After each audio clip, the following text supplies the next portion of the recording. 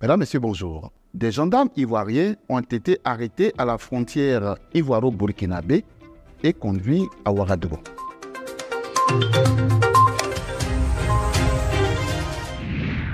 Les deux gendarmes ivoiriens ont été appréhendés par des soldats burkinabés le mardi 19 septembre 2023. Ils ont été surpris sur un site d'orpaillage à la frontière ivoiro-burkinabé, un lieu appelé Kwameya.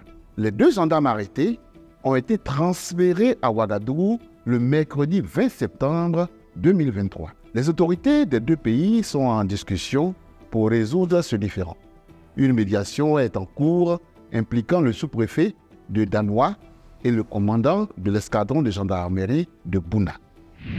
Autre événement majeur, l'exportation de riz local et de sucre sont suspendues jusqu'au 31 décembre 2023. Une décision qui s'inscrit dans le cadre de la lutte contre la vie chère et en vue d'assurer l'approvisionnement régulier du marché national.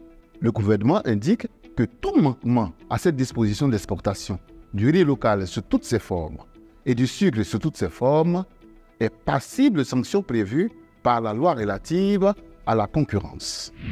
Au plan international, l'actualité est dominée par la tenue de la 78e session ordinaire de l'Assemblée générale de l'ONU.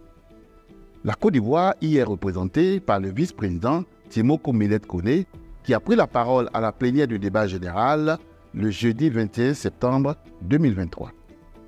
Selon lui, cette session se tient dans un contexte de grande incertitude pour notre planète et pour les États confrontés à des crises de grande ampleur.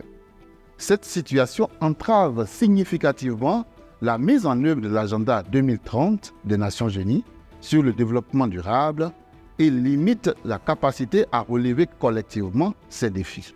À l'heure du bilan, nous devons nous rendre à l'évidence que les ressources attendues pour le financement de cet important agenda manquent à l'appel, notamment pour les pays en voie de développement.